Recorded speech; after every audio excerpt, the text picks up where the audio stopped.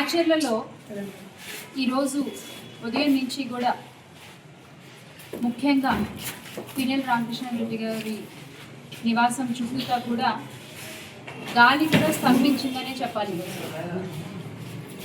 అంటే మరి పోలీసులు వాళ్ళే సొంత కథలు రాసుకుని సొంత కథనాలు రాసుకుని వాళ్ళే ఏవో ఊహించుకుని పిన్నెల గారు ఇవాళ ఒక 1000 మందితో ర్యాలీగా వెళ్తారు, లేదా 10,000 మందితో ర్యాలీగా వెళ్తారు అంటూ వాళ్ళే ఏవేవో ఊహాగానాలు అనుకుని ఈరోజు 144 సెక్షన్ అమలు చేశారు ఆయన ఇంటి నివాసం చుట్టూతా కూడా.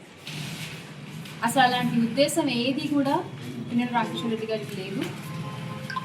మాచర్ల వైఎస్ఆర్సీపీ జిల్లా అధ్యక్షులుగా ఉన్న పిన్నెల రామకృష్ణారెడ్డి గారు అలాగే సోదరులు కూడా ఈ రోజున కోర్టులో మేము హాజరవుతున్నాము, మేము ఒప్పుకుంటున్నాము, అంటే కోర్టు ఏదైతే ఆర్డర్ ఇచ్చిందో దాన్ని మేము గౌరవిస్తూ మేము ఈ రోజున పలానా టైంకి కోర్టుకి హాజరవుతామంటూ వాళ్ళు ముందుగానే తెలియజేయడం జరిగింది.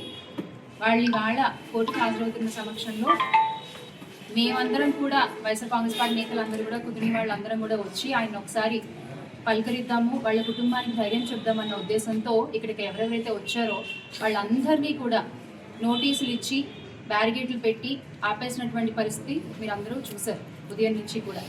అలాగే కొంతమంది వైఎస్ఆర్ కాంగ్రెస్ పార్టీ నాయకులను అయితే ఇళ్లకు వెళ్ళి నోటీసులు ఇచ్చి హౌస్ అరెస్టులు కూడా చేసిన సంగతి కూడా మీరు చూశారు.